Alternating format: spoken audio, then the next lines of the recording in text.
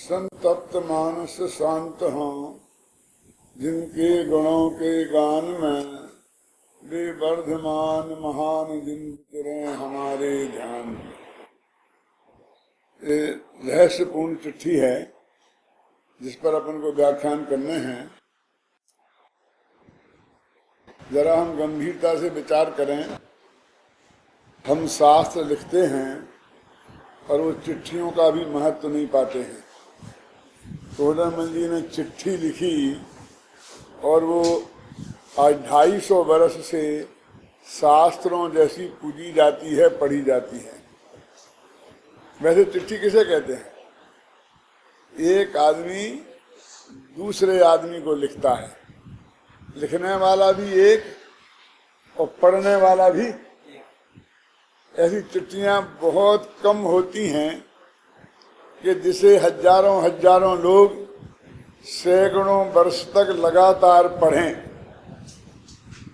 और जिन्हें कुंद कुंद के समय सार जैसा सात सभाओं में पढ़ा जाए। पंडित टोडरमल उन पंडितों में से थे कि जिन्होंने ये पत्र लिखा। इस पत्र के बारे में जो तत्व ज्ञान की गहरी चर्चा इसके अंदर है उसकी बात तो आगे विस्तार से आएगी ही, लेकिन हम आरंभ से ही बात देखें कि वो किस तरह बात शुरू करते हैं। इस रहस्यपूर्ण चिट्ठी के की महिमा बढ़ने से बहुत से लोगों को ऐसा शौक हुआ नमी साहब कि वे भी हम भी ऐसी चिट्ठी लिखें कि जो भविष्य में पढ़ी जाया करें। और उन्होंने साधारण चिट्ठियों में भी ऐसी बातें लिखना शुरू कर दी, लेकिन आज तक तो कोई सफल हुआ नहीं कि जिसके वो पत्र इस पत्र जैसी प्रतिष्ठा को प्राप्त कर सके हों। क्योंकि ये इस भावना से लिखा गया पत्र नहीं है कि भविष्य में ये शास्त्र की जगह पढ़ा जाए। ये तो बस साधर्मियों के सहज भाव से प्रश्न थे और उनके उत्तर में लिखा गया पंडित जी की दृष्टि में एक साधारण सा पत्र था। ऐसे पंडित तो आपने इस जगत में बहुत देखे होंगे जिन्होंने शास्त्र पढ़े हैं, पर ऐसे पंडित दुर्लभ हैं कि जिन्होंने शास्त्रों के साथ भी आत्मा भी पढ़ा हो। ऐसे पंडित भी कदाचित मिल जाएं कि जिन्होंने शास्त्र पढ़े हों और आत्मा पढ़ा हो, पर ऐसे पंडित मिलना बहुत दुर्लभ है कि जिन्होंने शास्त्र भी पढ़े हों, आत्मा भी पढ़ा हो और सारी दुनिया को भी पढ़ा हो, दुनिया की नब्ज भी जो जानते हो। महापंडित टोडरमल उन पंडितों में से थे कि जिन्होंने शास्त्र भी पढ़े थे, आत्मा भी पढ़ा था और दुनिया भी पढ़ी थी। उनकी इस विद्वत्ता की निशानी ये चिट्ठी है जो अपने आप हमें 5-6 दिन तक चलाएंगे, उसमें ये बात अपने आप सिद्ध हो जाएगी कि उन्होंने दुनिया भी पढ़ी थी, शास्त्र भी पढ़े थे और आत्मा भी पढ़ा था।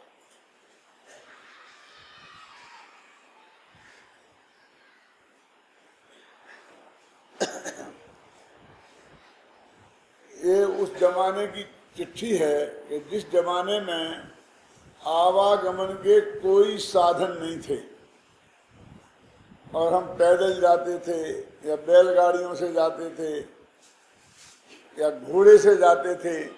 बस आने जाने के साधन यही थे। जयपुर में पंडित टोडरमल जी रहते थे और मुल्तान नगर में कुछ जैनी भाई रहते थे।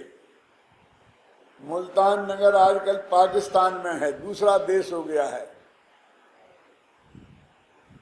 उस जमाने में जयपुर से मुल्तान और मुल्तान से जयपुर आना कितना कठिन काम था।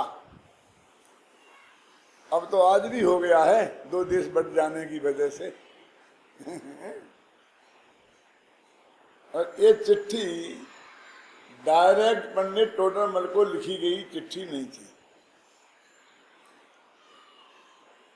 मुल्तान वालों ने किसी दूसरे गांव के साधर्मी भाइयों को चिट्ठी लिखी थी और उनने अपने को असमर्थ समझा उन प्रश्नों के उत्तर देना, तो उनने वो पत्र को पंडित टोडरमल के पास भेजा था उत्तरों के लिए। उस जमाने में भी जबकि आवागमन के साधन इतने कम थे, पंडित टोडरमल जी की प्रतिष्ठा इतनी दूर दूर तक सारे देश में फैल गई थी कि लोग अपनी शंकाओं का समाधान करने के लिए उनके पास आते थे और पत्रों द्वारा उनसे समाधान प्राप्त करते थे।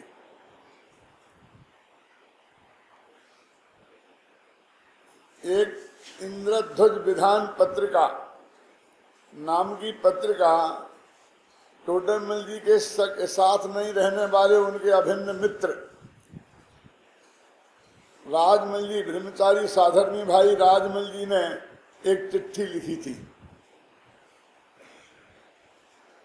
और उसमें ये लिखा था, जिन जिन गांवों को वो चिट्ठी भेजी गई थी उनके भी मुख्य मुख्य नाम लिखे हैं। तो विदिशा, बासोदा, भोपाल, इतने दूर दूर तक के नाम उसमें लिखे हैं कि इन इन गांवों में ये चिट्ठी भेजी गई। कैसे भेजी गई हो आप कल्पना के, आदमी को भेजना पड़ता था और आदमी पैदल जाता था। उसमें ये लिखा है कि यदि केवल ज्ञान की महिमा जानना चाहो तो आके पंडित टोडरमल से मिलो। केवल ज्ञान किसे कहते हैं ये समझना हो तो पंडित टोडरमल से मिलो। हम उनसे मिले और हमने जितने भी प्रश्न किए वो सारे प्रश्नों का उत्तर एक गोमटसार ग्रंथ की साखिसों देते भये एक ग्रंथ के आधार पर देते गए, तो तब हमें मालूम पड़ा कि उनका ज्ञान कितना अपार है और केवल ज्ञान की महिमा क्या है। अब आप समझिए उस वक्त उनकी क्या प्रतिष्ठा थी। जब ये चिट्ठी लिखी गई थी तब टोडरमल जी की उम्र 35 साल की रही होगी। क्यों? पहले तो ये माना जाता था कि टोडरमल जी की उम्र ही 27 वर्ष थी और उसमें ही उनका स्वर्गवास हो गया था। यदि उस हिसाब से माने तो ये उम्र 8-9 वर्ष की ही बैठती है, जो कि संभव नहीं है। मैंने अपने शोध प्रबंध में अनेक युक्तियां और तर्क देकर ये सिद्ध किया है कि जब उनका स्वर्गवास हुआ तब उनकी उम्र 47 वर्ष थी। और एक इतना मजबूत प्रमाण मुझे मिला, अलीगढ़ के पास कोई छोटा सा गांव है, वहाँ पर एक शास्त्र था, उसमें ये लिखा था कि अविरत सम्यक दृष्टि पंडित टोडरमल जी 47 वर्ष की आयु पूरी कर स्वर्ग पधारिया। इतना स्पष्ट शब्दों में लिखा था। उनकी क्या पोस्ट थी वो भी लिखी थी और कितनी आयु में उनका स्वर्गवास हुआ वो बात भी लिखी थी। और मैंने उसको फोटो कॉपी उस पत्र की अपने शोध प्रबंध में छापी है। तो 47 वर्ष की आयु थी उनकी और उनका स्वर्गवास हुआ है 1823 या 1824 के दिवाली के 10-5 दिन पीछे। बस इतना ही अंतर रह गया है कि 23 में हुआ कि 24 में, ये नहीं कह सकते, लेकिन हुआ दिवाली के 10-5 दिन बाद और 23 के पहले नहीं हुआ और 24 के बाद नहीं हुआ, क्योंकि 24 के बाद के प्रमाण उपलब्ध हैं कि उनका स्वर्गवास हो गया और 23 के तक के ये प्रमाण उपलब्ध हैं कि वे मौजूद थे। तो अब आप सोचिए, जब वे 47 वर्ष के थे 23 या 24 में, और ये 11 में चिट्ठी लिखी गई, माने उनके स्वर्गवास के 12-13 वर्ष पहले लिखी गई। तो 47 में से 12-13 वर्ष कम कर दो तो 34-35 वर्ष की उम्र बैठती है।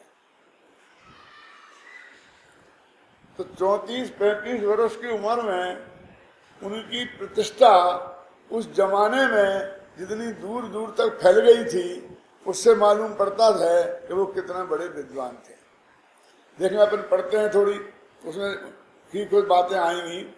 सिद्ध श्री मुल्तान नगर महाशुभ स्थान में साधर्मी भाई अनेक उपमा योग्य अध्यात्म रस रोचक भाई श्री खानचंद जी, गंगाधर जी, श्रीपाल जी, सिद्धार्थ दास जी, अन्य सर्व साधर्मी योग्य लिखी टोडर मल के श्री प्रमुख विनय शब्द अवधारण करना। ये 4 नाम इन्होंने दिए क्योंकि जो चिट्ठी वहां से आई थी इनके पास, उसमें 4 लोगों के नाम लिखे थे जिन्होंने ये प्रश्न भेजे थे। और उन्होंने ये लिखा था कि हमारी गोष्ठी चलती है, उस गोष्ठी में इन प्रश्नों पर हमने बहुत चर्चा की लेकिन हमारा समाधान नहीं हुआ, इसलिए हम ये पत्र आपको लिखते हैं। इसलिए उन्होंने उत्तर में भी ये लिखा, 4 के नाम लिखे और बाकी लिखे कि बाकी और साधर्मी भाई, माने वो सभा के जो और लोग हों उन सब के लिए।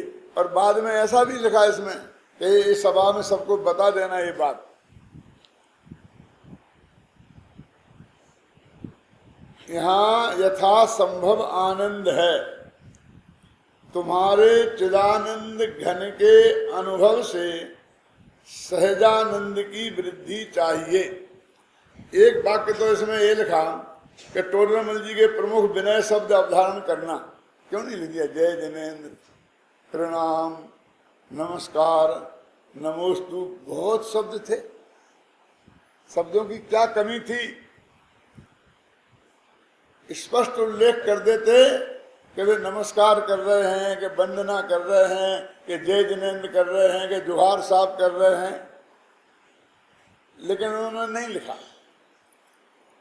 क्यों? क्योंकि उस पत्र को पढ़कर उन्हें ऐसा लगा कि उस सभा में मेरे से ज्यादा ज्ञानी लोग भी हो सकते हैं और साधारण लोग भी हो सकते हैं। अब उन सबको एक साथ एक से विनय के शब्द कैसे लिखे जा सकते हैं? उन आशीर्वाद भी देना है और नमस्कार भी करना है क्या?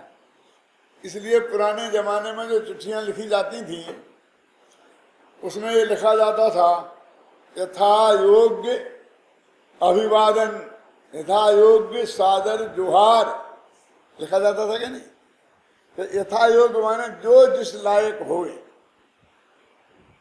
बड़े हों तो उन्हें हमारे नमस्कार समझ लेना, हमें तो मालूम नहीं कौन कौन बैठे हैं, छोटे हों तो उन्हें आशीर्वाद समझ लेना। यहाँ तक कि अंत में एक दोहा लिख दिया जाता था कि चिट्ठी बाचत के समय जो जन बैठे हों, है जोहार सब जनन को जो जी लायक होए। कि जब आप चिट्ठी मेरी पढ़ें उस वक्त जितने लोग बैठे हों वो सुन रहे हों, उन सबको मेरा नमस्कार है। कैसा कि जो जी लायक हो, जो आशीर्वाद देने लायक हो से आशीर्वाद है, जो प्रणाम करने लायक हो से प्रणाम। एक सुमति जी, एक घटना सुनाता हूं मैं आपको बहुत मार में। जब मैं करीब 10, 12, 13 वर्ष का रहा होऊंगा, मुरैना विद्यालय में पढ़ने चला गया था और वहाँ संस्कृत पढ़ता था, शास्त्री होने वाला था। तो मैं अपने गांव में आया। हमारे गांव में जो शादियों के पत्र आते थे ना, तो पंडित, जो ब्राह्मण पंडित तो पढ़ता था वो लग्न पत्रिका, और हमारे पिताजी को बुलाया जाता था उसके साथ में आई हुई चिट्ठी पढ़ने के लिए। बालचंद जी साहब उसमें प्रतिष्ठा थी, स्पेशलिस्ट थे वो। मैंने लग्न पत्रिका तो पढ़े ब्राह्मण पंडित जगदीश भाई, और वो चिट्ठी पढ़ने के लिए हमारे पिताजी को बुलाया जाता था। वो जाकर पढ़ते थे। एक दफे वो नहीं थे, कहीं बाहर गांव गए थे, और भाग्य से मैं गांव में था, तो उन्होंने कहा भाई ये तो संस्कृत पढ़ते हैं, बड़े विद्वान पंडित बन रहे हैं, अपन इनसे ही पढ़वा लो वो चिट्ठी। क्या हमसे कहा तो हमने पढ़ी वो चिट्ठी। तो चिट्ठी पढ़ी तो इतना झगड़ा हो गया कि सब लोग नाराज हो गए, उठ के चले गए। क्यों? हमारा नाम तो लिखा ही नहीं है, हमारा नाम तो लिखा ही नहीं है, हमें तो कुछ कहा ही नहीं है, हम नहीं मानते इनको। सब गांव के पंच थे ना, सब नाराज हो गए। इतना में पिताजी आ गए, तो उनसे कहा कि सेठ जी ऐसा ऐसा हो गया। तो उन्हें क्यों हुआ क्या? कि किसी के नाम ही नहीं निकले चिट्ठी में, सब पंच नाराज हो गए। तो कौन कहता नहीं है, इधर लाओ मैं पढ़ू।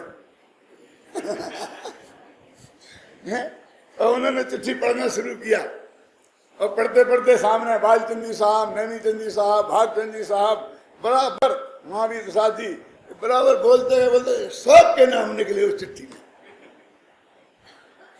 सब खुश एकदम मुझे बताओ देके बैठ गए। मैं भी कहा कि क्या हो गया, मैं इतना मूर्ख तो नहीं हूं। मैंने घर में आकर के पिताजी से कहा कि ये क्या हुआ, ये नाम थे उस चिट्ठी में, इतनी सी चिट्ठी और तुमने 150 नाम बोल दिए। बोले लिखा है उसमें।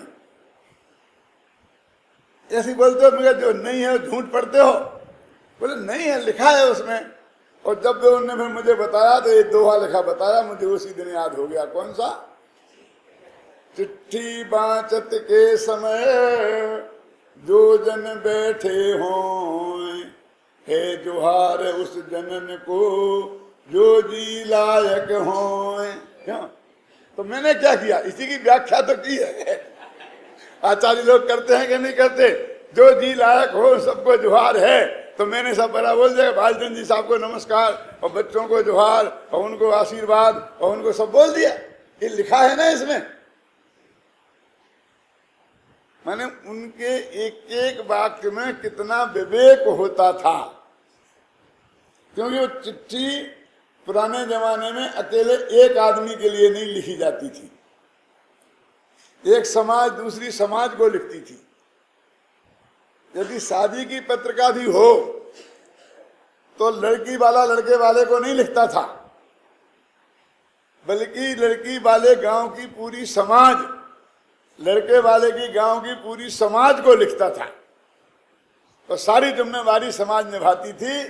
तो पंडित टोडरमल जी में वो शब्द यथा योग्य विनय मेरी तरफ से जिसके जयलायक हो, इसमें आशीर्वाद भी आ गया और इसमें नमस्कार भी आ गया। जो भी व्यक्ति उस सभा में हो, सभा में श्रोता तो कई प्रकार के हो सकते हैं। आप कहो कि यदि टोडरमल जी से बड़े विद्वान उस सभा में होंगे, ऐसी कल्पना जो आप कर रहे हो वो बात सही नहीं है। होते तो वहीं जवाब दे देते। यहाँ काय को पत्र आता, बोलो महीने नहीं होंगे, लेकिन गांव का बोलते ना, अपने गांव को जोगी जोगना और आन गांव को सिद्ध। कभी कभी वो गांव का पंडित जवाब दे देवे तो आप नहीं माने, क्यों? और बाहर का पंडित उससे कम भी जानता हो और वो जवाब दे देवे तो आप मान लें। होता है कि नहीं होता? बोलिए। इसलिए हम ये कल्पना नहीं कर सकते हैं कि ये जो प्रश्न आए हैं इनका उत्तर वहां कोई जानता नहीं होगा। कल्पना भी हो तो पंडित टोडरमल जैसे विद्वान स्वीकार नहीं कर सकते। वे कहते नहीं, सब जगह ज्ञानी धर्मात्मा उपलब्ध हैं, हम उनका सही लाभ नहीं उठा पाते हैं। देखो क्या लिखते हैं यहाँ, यथा संभव आनंद है। कौन? अतीन्द्रिय आनंद की बात है, क्योंकि तुम्हारे चिदानंद घन के अनुभव से सहजानंद की वृद्धि चाहिए। अब चिदानंद घन के अनुभव से और सहजानंद की वृद्धि चाहिए। एक तो ऐसा आनंद है कि जो घटता बढ़ता नहीं है, वो त्रिकाली आनंद। उसका नाम क्या रखा उन्होंने? चिदानंद, है ना, त्रिकाली। और उसका घन एकदम पिंड, उसमें ठोस ऐसा जो भगवान आत्मा जो ज्ञान और आनंद का पिंड, वे मैं ज्ञानानंद स्वभावी हूं। चिद माने ज्ञान और आनंद और उनका घन पिंड, ऐसे आत्मा का तुम अनुभव करो तो जो सहज आनंद आत्मा कैसे होगा सम्यक दर्शन में होने वाला, वो आनंद की तुम्हारे को वृद्धि चाहिए। वृद्धि चाहिए का मतलब क्या? वो आनंद तुम्हें प्रकट हो, ऐसा क्यों नहीं लिखा बालचंदी साहब? भैया हम ऐसा कह के हम उनका अपमान नहीं करना चाहते। तुम्हारे ऐसा आनंद प्रकट हो, ऐसा कहने का अर्थ क्या है बोलो? कि तुम अभी मिथ्या दृष्टि हो। तो हम सबको मिथ्या दृष्टि मानने को तैयार नहीं है, घोषित तो कर ही नहीं सकते। तो आनंद की उत्पत्ति माने संवर, आनंद की वृद्धि माने निर्जरा और आनंद की पूर्णता माने मोक्ष। तो मोक्ष भी नहीं मान सकते और अभी तुम्हें पैदा ही नहीं हुआ है ये भी नहीं मान सकते। तो पैदा तो हो गया है, थोड़ा बहुत बढ़ भी गया हो तो और बढ़े, अनुवृत्ति हो तो महावृत्ति हो जाए, सम्यक दृष्टि हो तो अनुवृत्ति हो जाए। तो तुम्हें क्या चिदानंद घन के आश्रय से सहजानंद की वृद्धि चाहिए। बात तो सीधी सच्ची है कि उन्होंने अपने ये कहा कि हम ये चाहते हैं कि आपको ऐसा भला हो, लेकिन इतनी सीधी सच्ची बात है नहीं। इसमें उन्होंने पूरा समय साल लिख दिया, समझने वाला हो तो। कि सहजानंद की प्राप्ति, वृद्धि और पूर्णता चिदानंद घन के आश्रय से होती है, पर के आश्रय से नहीं होती, देवशास्त्र गुरु के आश्रय से नहीं होती, तीर्थों के आश्रय से नहीं होती, क्रियाकांड के आश्रय से नहीं होती, पूजा पाठ से नहीं होती, दानादिक से नहीं होती। ये जितने नहीं होते निकालना हो निकाल लो, जितनी तुम्हारी बुद्धि हो। जिन जिन चीजों से तुमने आनंद की प्राप्ति मान रखी हो वो उनसे नहीं होती, ऐसा समझ लेना।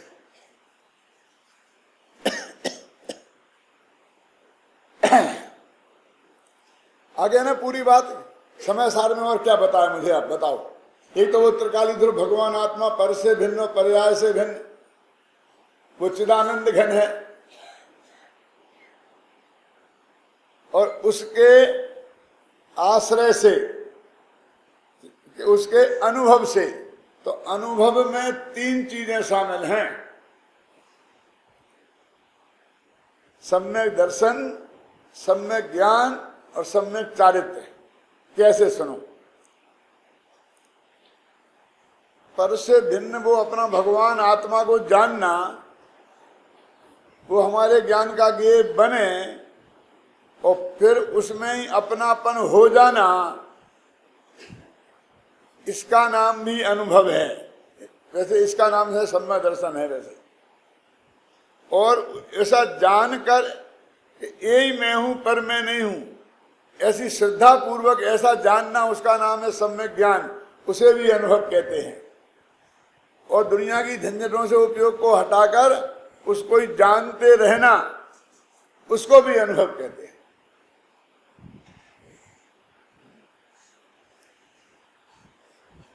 एक अनुभव तो आप सब लोग जानते हैं, लेकिन एक दूसरा अनुभव है जो लोग नहीं जानते हैं। मैंने एक आध दो जगह लिखा भी है, बोला तो कई दफे है।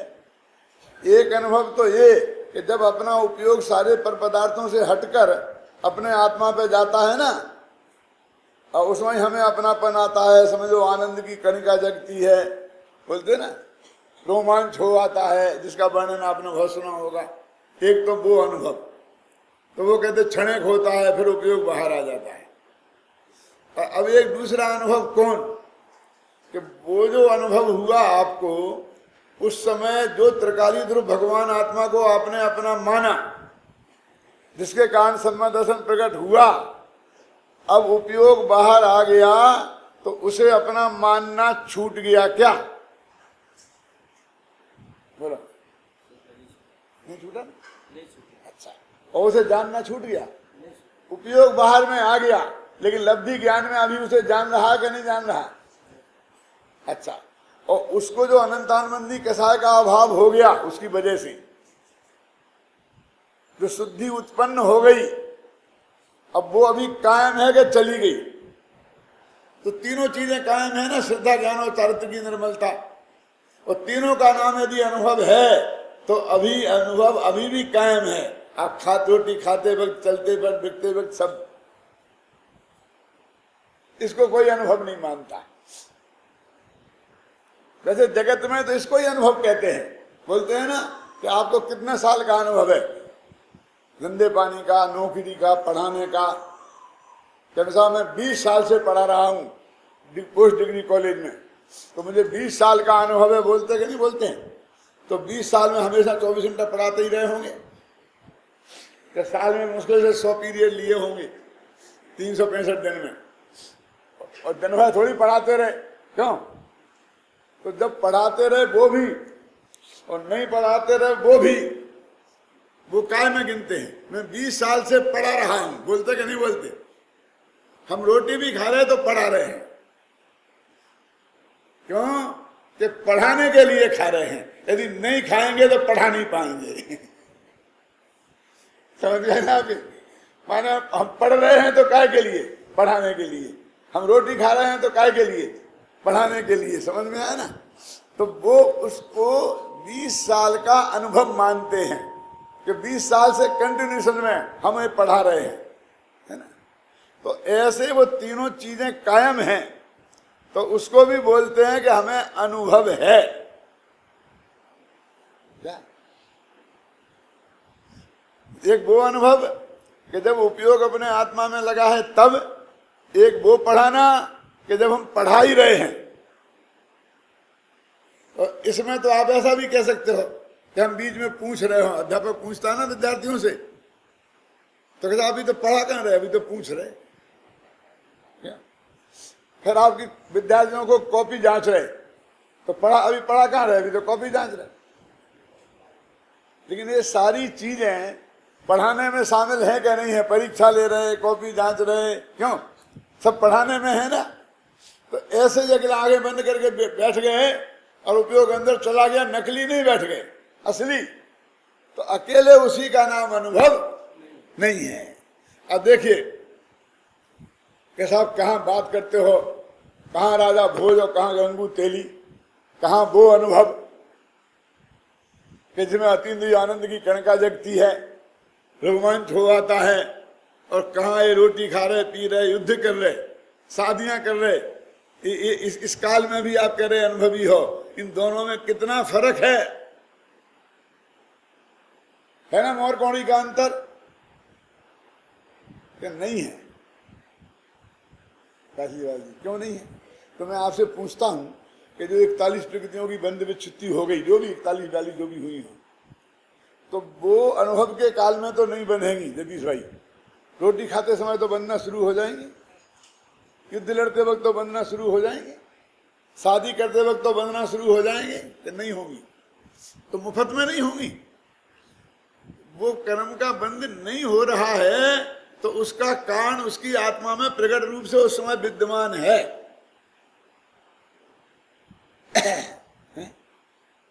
तो क्या फर्क रहा? अच्छा, इन दोनों के हो रहा है, कमी तो कुछ नहीं है, तो अधिकता कुछ होगी ना। तो 41 में से 43 की बंद विच्छुत्ति हो गई होगी अनुभव के काल में, और फिर 41 रह गई होगी। अरे कुछ फर्क नहीं पड़ा, समझे ना? सामायिक के काल में और रोटी खाने के काल में, युद्ध लड़ने के काल में सम्यक दृष्टि के कौन कौन से कर्म बंधेंगे, आचार्य कहते कोई फर्क नहीं है।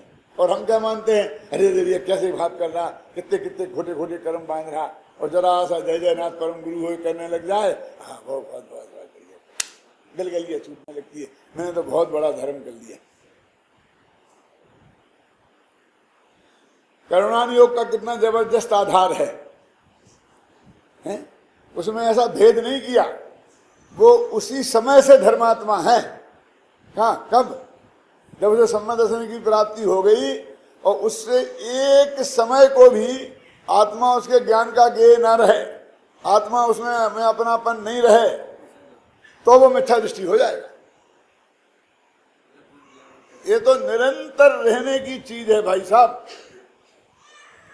तो कहते हैं वो अनुभव तो तुम्हारे है ही, हमें तो उस अनुभव में वृद्धि चाहिए।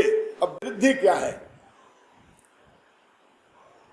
तो वो ये कहते हैं कि वृद्धि क्या है कि अभी अनंतानबंदी के साथ गई है, अब प्रत्याख्यान वर्ण और जाए, प्रत्याख्यान वर्ण और जाए तो वृद्धि है। लेकिन ये तो बाहर का नाप है कि अनंतान अप्रत्याख्याना बन गई कि प्रत्याख्याना बन गई। अंतर में ऐसे परिणाम की निर्मलता बढ़ी, अथवा ऐसा समझ लीजिए कि आत्मा का जो अनुभव वो उपयोग वाला, आत्मा का उपयोग आत्मा में है, उसका वियोग काल कम हुआ और योग काल में वृद्धि हुई। समझ में आया? फिर कहता हूं, पहले समय जब आत्मा का अनुभव हुआ था तब एक सेकंड को आत्मा का ज्ञान उपयोग आत्मा में आया था, और फिर 6 महीने तक नहीं आया, फिर 6 महीना में 1 सेकंड को आया, फिर 6 महीना तक नहीं आया। अब क्या हुआ कि वो 6 महीने का वियोग काल 4 महीना रह गया, 4 महीने में आने लग गया, और वो आधा सेकंड का 1 सेकंड हो गया। तो कहते अनुभव के काल में वृद्धि और वियोग काल में हानि, इसका नाम है शुद्धि की वृद्धि। और जैसी जैसी आत्मा में होगी परिणामों में, वैसी वैसी वहां कर्मों में, वहां बाहर में अनंतान अप्रत्याख्यान वर्ण कर्म कसाय की क्षीणता होगी उसके अनुपात में। तो टोडरमल जी लाल साहब लिखते हैं कि चिदानंद घन के अनुभव से सहजानंद की वृद्धि चाहिए। अब मुझे बताओ, पूरा मोक्ष मार्ग मोक्ष इसमें हुआ कि नहीं हुआ? यदि हो गया तो समय सार में इसके अलावा और क्या कहा? 6वीं 7वीं गाथा में पूरा समय सार कैसे हो गया? ऐसे ही तो हुआ है ना। 15वें कलश में जो उन्होंने कह दिया ना, क्या कि एक आत्मा ही, चाहे साध्य भाव से चाहे साधन भाव से, उसकी एक आत्मा की ही उपासना करो। लिखा क्या नहीं लिखा? नित्यैवं समुपासताम साध्य साधक भावेन हृदय के 2 प्रकार से एक आत्मा को ही साधन करो। दन संज्ञान चरित्राणी सेव द्रव्यानि साहुना नित्यम, दस संज्ञान चारित्र का सेवन ए है सेवन।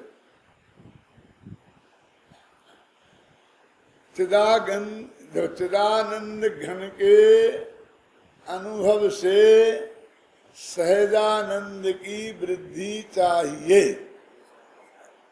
ये समझ लो, उन्हें नमस्कार किया, आशीर्वाद दिया उन्हें, और उसमें चाहे ऐसा कहो कि द्वादशांग भर दिया। एक एक कहते ज्ञानी की बात बात में द्वादशांग है। हमारी क्या हालत है? कोई लड़की आए, हमारे चरण छुए, हाँ खुश रहो बेटा, दूध और फलो, क्या बोलते हैं, पूछते फलो और दूध है बोलते हैं। मैं तो बोलना भी नहीं आता क्यों? कि तुम्हारा खूब धंधे में तरक्की हो, तुम बहुत हो जाओ, राजनीति में हो तो तुम प्रधानमंत्री बन जाओ, धंधेवानी में हो तो तुम और अरबपति हो जाओ, नौकरी कर रहा हो तो सबसे बड़े ऑफिसर बन जाओ। हमारा तो आशीर्वाद देने का तरीका ये है, और हम उसी को सामने वाले को लगता है कि हमें कुछ दिया। यदि हम ऐसा कहें तो क्या चिदानंद घन के अनुभव से सहजानंद की वृद्धि चाहिए, तो कह के पागल तो नहीं हो गया है?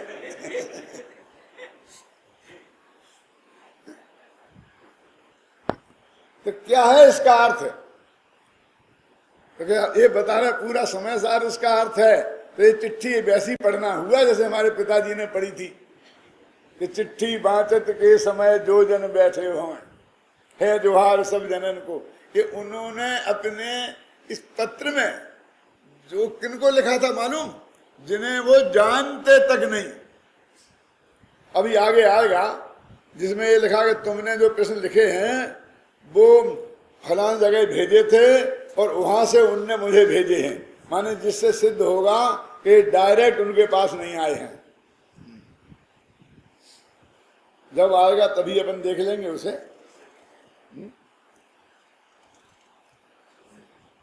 कौन से पेज पे? लास्ट वाले पे। वहां कैसे होगा? वहां तो नहीं होना चाहिए।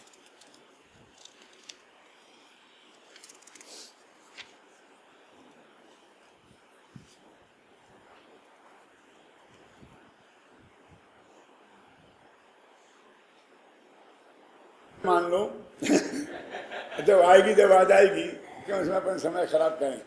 कि उन्होंने डायरेक्ट पत्र नहीं लिखा गया था। भाग्य की बात यह है कि जो उत्तर में उनने पत्र लिखा वो तो अपने पास है, लेकिन जिस पत्र का जो उत्तर लिखा वो पत्र अपने पास नहीं है। तो इस उत्तर में से अपन को ये निकालना है तो वो पत्र जो आया होगा उसमें क्या लिखा था। क्यों? एक प्रश्न ऐसा दिया जाना चाहिए सबको कि जिस प्रश्न के उत्तर में ये रहस्यपूर्ण चिट्ठी लिखी गई वो पत्र कैसा होगा, उस पत्र को आप लिख के लाइए। आता ना कि पिताजी को पत्र लिखो, गुरु जी को पत्र लिखो। क्यों हैं? यदि मैं प्रधानमंत्री होता तो क्या करता? मैं ये कहता हूं कि एक पत्र जो उपलब्ध है, जो उत्तर लिखा गया है, तो इसमें जो पत्र आया होगा वो पत्र बना हुआ, जिसके उत्तर में बन सकता है कि नहीं बन सकता है? क्यों? उत्तर से हमको मालूम पड़ जाएगा ना। मैं आपसे ये कहना चाहता हूं उन लोगों को, किन लोगों को, जिनके वो कभी साक्षात मिले नहीं थे, जिन्हें वो जानते नहीं थे, जिनसे उन्होंने डायरेक्ट पूछा नहीं था। जिनने पूछा था उनने अपने प्रश्न नहीं पूछे थे, दूसरों के प्रश्न। कि उनकी चिट्ठी हमारे पास आई है तो उस पत्र में मैं आपके पास भेजता हूं, क्योंकि उत्तर हमारे को मालूम नहीं है उनका। और उसके उत्तर में उनने वहां पर ये चिट्ठी लिख करके भेजी। ऐसे लोगों को वो लिखते हैं, चिदानंद घन के अनुभव से सहजानंद की वृद्धि चाहिए। पूज्य गुरुदेव श्री सारे जीवन भर 45 वर्ष तक लगातार आत्मा आत्मा समझाते रहे। और कई दफे तो हमने भी देखा है, मद्रास का पंच कल्याणक था और सारे तमिलनाडु के लोग बैठे थे, क्योंकि बड़ा नाम था ना, तो आ गए थे, सब बैठे थे। जो हिंदी का अक्षर नहीं जानते, गुजराती का अक्षर नहीं जानते, आके बैठे थे और गुरुदेव ने शुरू किया त्रिकाली ध्रुव भगवान आत्मा। हमको ऐसा लगे क्या कर रहे हैं? अरे यहाँ तो सरल सरल बातें बताना चाहिए हैं? इन्हें तो नमोकार मंत्र सुनाना चाहिए। इन्हें क्या? तो उस वक्त हमको ऐसा लगा कि जैसे गुरुदेव को व्यवहार आता नहीं है, क्योंकि व्यवहार से दूर है जिंदगी भर से।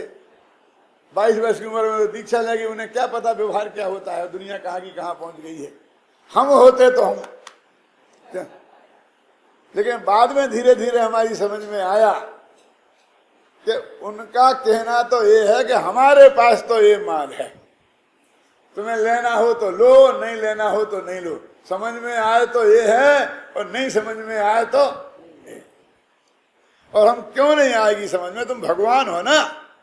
जब शेर की समझ में आई थी तुम्हारी समझ में क्यों नहीं आएगी? वे मुनिराज सोचते क्यों कि ये शेर को क्या समझाएं, ये थोड़ी तो क्या होता, बोलो, उसे देशना लब्धि नहीं मिलती, सम्मादर्शन नहीं होता। जब मैं तीर्थंकर भगवान और महावीर एक किताब लिख रहा था, तब कितने वर्ष पहले, सन 72-73 में, कितने हो गए? 32 वर्ष हो गए। तो उस वक्त मेरे को ये बहुत विकल्प आया बालचंदी साहब कि मुनिराजों ने उस शेर को समझाया होगा तो क्या समझाया होगा?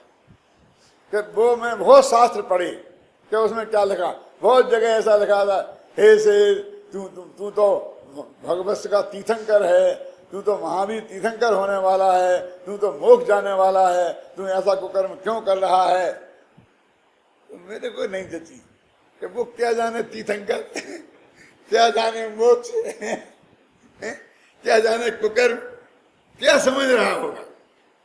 और इससे सम्मादर्शन हो गया। सम्मादर्शन होने के लिए देशना लब्धि में तो त्रिकाली ध्रुव भगवान आत्मा का स्वरूप समझना चाहिए और बताना चाहिए। तो मैंने कहा कि भाई वो त्रिकाली ध्रुव तो समझ नहीं पाएगा ना, इसलिए उनने ऐसा लिखा होगा। फिर मेरे को प्रश्न अंदर से आया कि ये कौन सा समझ पाएगा वो, जैसा त्रिकाली ध्रुव और जैसे ही तू भविष्य का तीर्थंकर होने वाला है, उसके लिए तो दोनों ही बातें एक सी है ना। इसलिए अपन को तो यहाँ उन मुनिराज के मुख से शेर को उपदेश देने के लिए वो ही बात लिखना चाहिए जो सम्मा दर्शन में निमित्त बन सकती है। तो प्रेस में रातों रात किताब छप रही थी, क्योंकि भगवान महावीर के उस धर्म चक्र में ले जानी थी किताब। तो रात के जाकर के 2 बजे मैंने प्रेस में से मशीन पे से किताब उतरवाई और फिर वो 2-3 पेज उपदेश लिख के और वहां उसमें जोड़ा। ऐसे ही एक गंधर्वदेव जो भगवान महावीर की स्तुति कर रहे हैं, वो है ना, उनका मिथ्या चला गया, तब भी विकल्प आया कि किन शब्दों में की होगी, तो वो भी मैंने मशीन पे से उतरवा के 4 पेज लिख करके उसमें जोड़ी थी 30-35 साल पहले। इसका विचार नहीं करना कि ये समझेगा कि नहीं समझेगा, हमें तो वो ही समझाना जो आत्मा के कल्याण के लिए डायरेक्ट निमित्त हो। मैं आपसे पूछता हूं कि कोई आदमी एमए पढ़ा रहा है, एमए की क्लास में कोई आदमी संस्कृत वाला पहुंच गया, हिंदी पढ़ा रहा, अंग्रेजी वाला पहुंच गया और उसे एक अक्षर नहीं आता है, तो क्या करे प्रोफेसर? अंग्रेजी पढ़ाने लगे हिंदी छोड़ के। गणित की क्लास में कोई बायोलॉजी का आदमी पहुंच गया, तो क्या करे, वो बायोलॉजी पढ़ाने लगे गणित छोड़ के। नहीं समझता और आया है तो वो आया है गलत जगह, हम क्या करें? वो तो कहते हैं हम तो यही बताएंगे, चिदानंद घन के अनुभव से सहजानंद की वृद्धि चाहिए, और हम तो आशीर्वाद भी ऐसे ही देंगे, बाल बच्चे जो हो जाएं, रुपया पैसा हो जाए, धन संपत्ति हो जाए, हम तो ऐसा आशीर्वाद भी नहीं देंगे, क्योंकि ये आशीर्वाद तो कह तो रहे मुँह से कि खुश रहो, लेकिन ये आशीर्वाद दुखी रहने का है। क्यों? ये परिग्रह बढ़ जाएगा, क्या तो सुखी होगा कि दुखी होगा?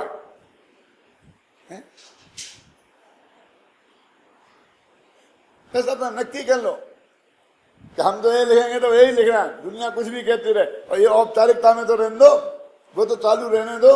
हमारे बाप दादों ने इतना तो बचा के रखा था, ये चिट्ठी लिखते थे ना, तो लिखते थे अत्र कुशलम तत्रास्तु, क्या अंत में लिखते थे से शुभ।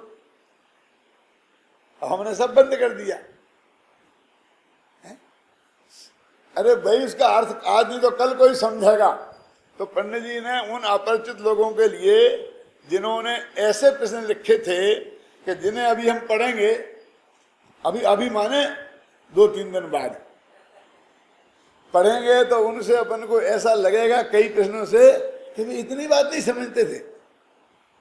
यदि इतनी बात नहीं समझते थे तो वे सम्मा दृष्टि नहीं हो सकते, मिथ्या दृष्टि है, अज्ञानी। लेकिन उनको भी उन प्रश्नों का उत्तर भी दे रहे हैं, और चिदानंद घन के अनुभव से सहजानंद की वृद्धि चाहिए, ये आशीर्वाद भी यही दे रहे हैं। ऐसा नहीं कि उनको आशीर्वाद वैसा दे दें, क्योंकि वे तो ऐसे ही लोग हैं, चालू लोग हैं, ऐसा नहीं। तो उन्होंने एक एक वाक्य में वो आत्मा की और सहजा की बात है, इसलिए ये आकर के शास्त्र बन गया। ये कोई मुफ्त में शास्त्र नहीं बन गया।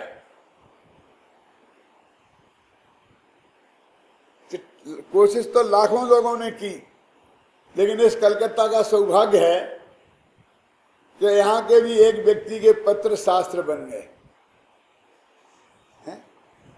निहाल जी सोगानी का है ना,